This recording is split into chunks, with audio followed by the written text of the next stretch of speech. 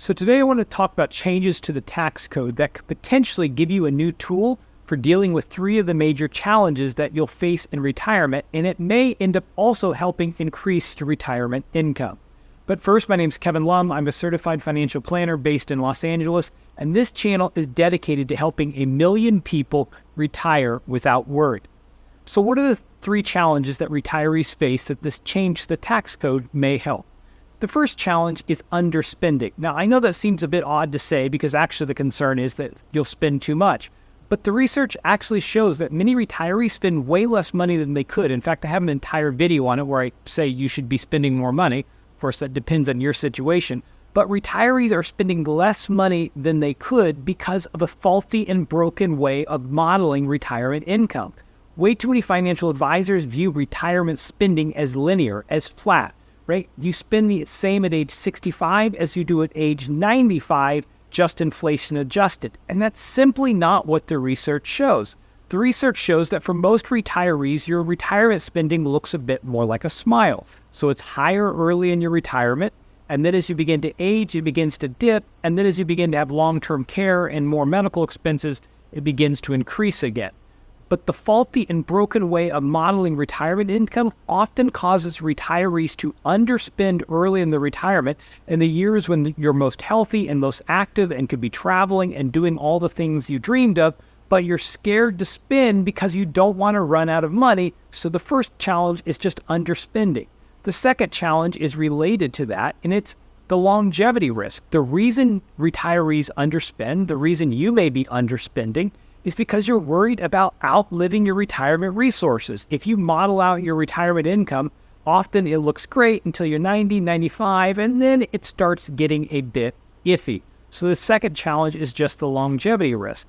And the third challenge that retirees face is lowering or reducing taxable income.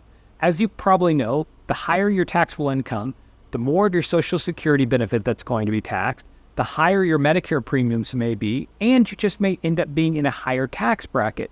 And so you want to have less taxable income, but the problem is that at some point you're going to be required to take required minimum distributions from your qualified tax-deferred accounts, 401ks, traditional IRAs, and that makes it very hard to control your income. And so for a lot of retirees, because of required minimum distributions, they're forced to take these distributions from their qualified accounts, which drives up their taxable income, and then it causes more of their Social Security benefit to be taxed, it causes their Medicare premiums to increase, and also possibly pushes you up into a higher tax bracket. So there's been a change to the tax code. It's actually been around for a while, but it was just updated and made much more attractive, and it just went into effect in 2023.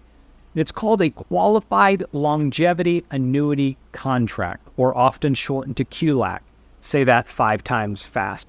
But essentially what a qualified longevity annuity contract is it takes money from your qualified tax-deferred account, 401k, traditional IRA, and it moves it into a qualified longevity annuity contract.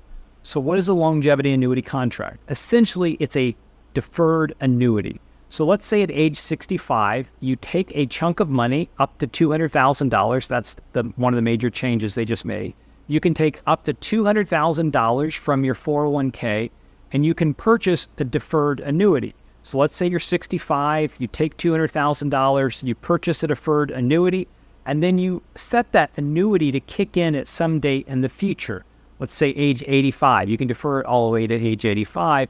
And now at age 85, you're going to have a guaranteed income stream that's going to turn on to provide you some protection against your longevity risk. And if you have guaranteed income later in life, then you can spend a little more freely earlier in your retirement.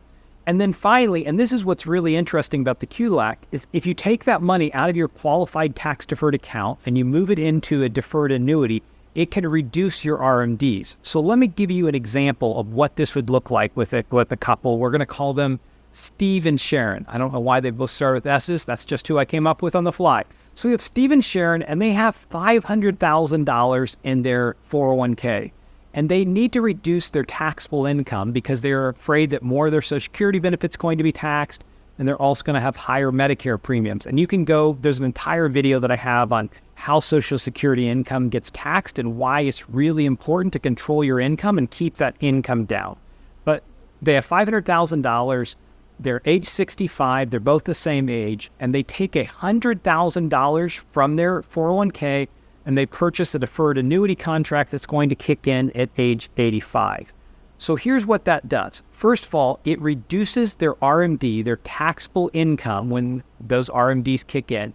It reduces their RMDs by almost $7,000 a year in income, which can be really helpful if you're trying to stay under a certain threshold.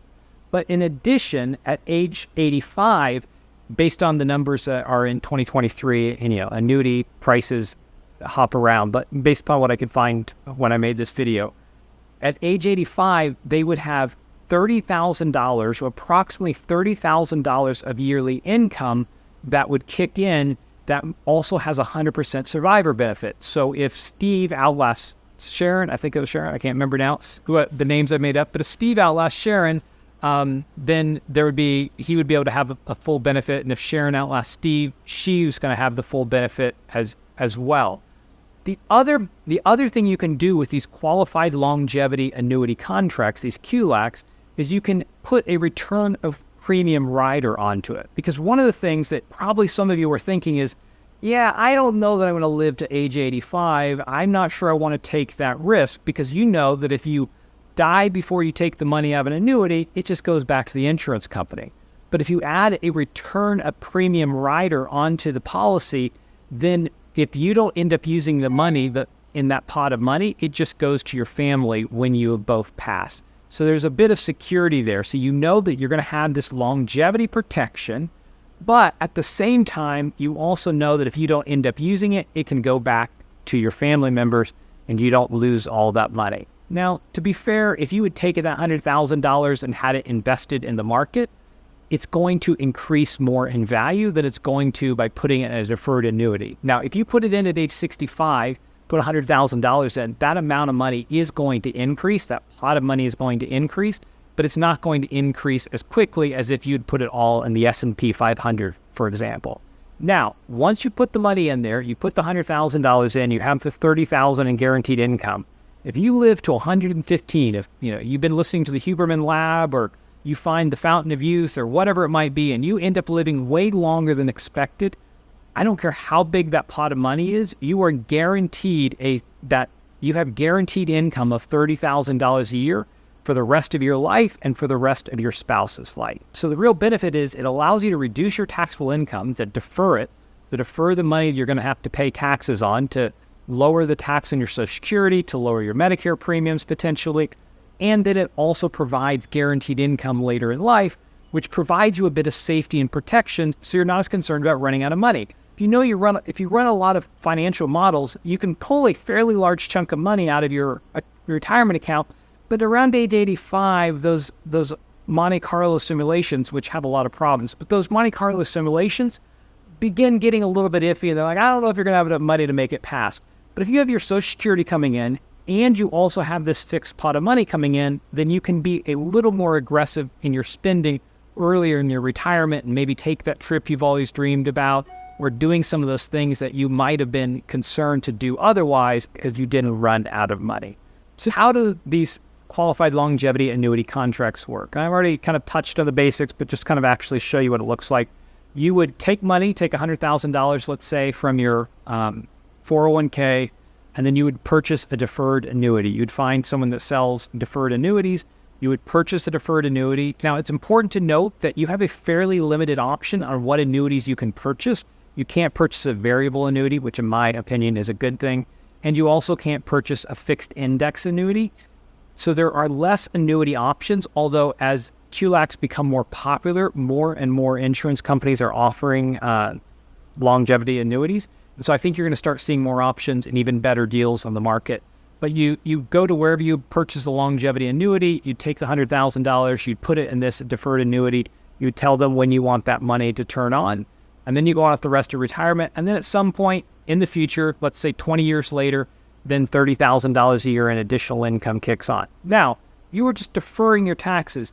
You are going to have to pay tax on that later on, but you were able to reduce what you were paying in taxes for 20 years, which could be really helpful if you're trying to cause less of your Social Security benefit to be taxed and if you're trying to avoid an increase in your Medicare premiums. So quickly, let's just run through what are some of the positives and the negatives of using a QLAC. So here are some of the positives. We've already talked about this at length, so I'm not going to spend much time here. But the first positive is you're able to reduce your taxable income and you're able to reduce your required minimum distributions, just making it much easier to control your income and potentially reduce your tax burden. The second benefit is you have increased retirement security. So I want to read this quote here real quick from the Employee Benefit Research Institute. It says, the use of QLACs through the transfer of longevity risk to the insurer provides a significant increase in retirement readiness for the longest lived quartile, with only a small reduction for the general population. In plain English, that means if you were one of the people who's going to live longer, it provides you a lot of protection, and it only has a slight reduction in spending or in lifestyle for people who end up passing earlier, particularly if you have that return of premium rider on there. The third benefit is intangible, but it's just peace of mind. By knowing that at age 85, you're going to have some fixed income that's going to kick in, that provides just a lot of peace of mind that you're not as worried that you're going to outlive your retirement. And also, if as you age, that's when you're least able to go back to work. If at age 70 you start running short of money, you might be able to pick up a second job. But at age 80 and 85, that becomes a bit harder. You then have this protection, and you have this protected income, which just creates some peace of mind. And then the final benefit, and I haven't talked about this, but it can provide you long-term care protection or long-term care insurance. So there are a number of different ways that you can protect yourself against long-term care costs. Assisted living, in-home care, whatever it might be. One is you can buy a traditional long-term care insurance policy, but there are a number of challenges, including that your monthly premiums are not fixed. They can increase over time. The other way you can do it is a life insurance policy with a long-term care rider. That has some challenges. You can also just choose to pay for it out of pocket, so you just save some extra money to pay for long-term care out of pocket. And of course, if you have no money, the state might help cover some of those expenses. But the other option is to use this qualified longevity annuity contract to cover your long-term care costs. So let's say you have most of your expenses covered, but you are a little concerned that you wouldn't be able to afford long-term care. If you have $30,000 in additional income that's going to kick in at age 85, that can help cover some of those long-term care costs and can be potentially much more cost-effective than going out and purchasing a traditional long-term care policy. So those are a few of the benefits. There are probably more. If you can think of any other benefits, just leave them in the comments below. Now let's talk for a minute about what are some of the negatives. What are some of the cons to using one of these policies? The first con is it's an annuity contract, and I just have a predisposition to things that are sold by insurance companies, because often people selling insurance products or annuity products are paid on commission. And if you're paid on commission, often people are thinking more about their own commission than the client that they're serving. So you want to make sure you purchase one of these policies, if at all possible, from someone that's a fiduciary, maybe a certified financial planner that has an insurance license. You're not guaranteed that they're not ripping you off, but there is at least some legal framework that hopefully can protect you. But anyway, that's just a con for me. Anytime I have to purchase anything from an insurance company that's sold often on commission, I just get a bit nervous. And this is coming from someone who has an insurance license. I provide insurance to some of my clients, but it just always makes me nervous anytime something is being sold for a commission. So that's the first con. The second con is you have to have trust in your insurance company. So if you go to some fly-by-night company and they go out of business, you're probably covered by the State Guarantee Society, but is just going to be a hassle trying to get your money back. And so you want to make sure you purchase one of these qualified longevity annuities from a company that has a long track record, that has great financials, and there are different ratings agencies for insurance carriers, so you're not purchasing from someone that's about ready to go bankrupt. But that is a con. Even though you're probably going to be covered, you just want to be careful on who you're purchasing this policy from. The other con is just lack of control. You're exchanging guaranteed income in the future for lack of control over your money today. Now, you could probably get your money out if you wanted to, but you might have to pay a surrender charge and it'd just be a hassle. So you just don't have near as much liquidity with this cash if you left it in your 401k or your IRA. So you're just going to give up a little bit of control over your money. Another con is inflation. Now, you can add an inflation rider, but that's going to reduce your monthly benefit just a bit or your annual benefit a bit. But if inflation skyrockets and you have this $30,000 of fixed income, but everything doubles in cost, it's just not going to provide you as much protection. But you can add an inflation rider. Another con is it might never get used. Now, you can protect yourself against this by buying a return of premium rider so that your family gets the money, but you may never actually get the benefit of using this money. So anyway, those are a few of the cons. If you can think of any other cons, just leave them in the comments below. So just to quickly recap a few key things I think you should remember. The most you can move from your 401k to a longevity annuity contract is $200,000. Now that recently changed. I mean, that changed as of this year, or 2022 is when the law changed, and then it went into effect in 2023. So if you're looking around online trying to do some research, you may find a much lower cap, or you may find something that says you can only use 25% of your qualified deferred or tax deferred account. That change has been lifted. And so now if you have $200,000 in your 401k, you can purchase a $200,000 deferred annuity contract. Okay, I've gone on long enough. For those of you who made it all through the end, thank you so much. I hope this content was helpful to you. I'm never sure exactly how deep to go into. So if you feel you needed more information, let me know. Or if you feel this is way too much information, you could have stopped 5 minutes ago, let me know that as well. Anyway, thanks for watching. And if you enjoyed this content, click the like button, subscribe, ding that bell, and I will see you next week.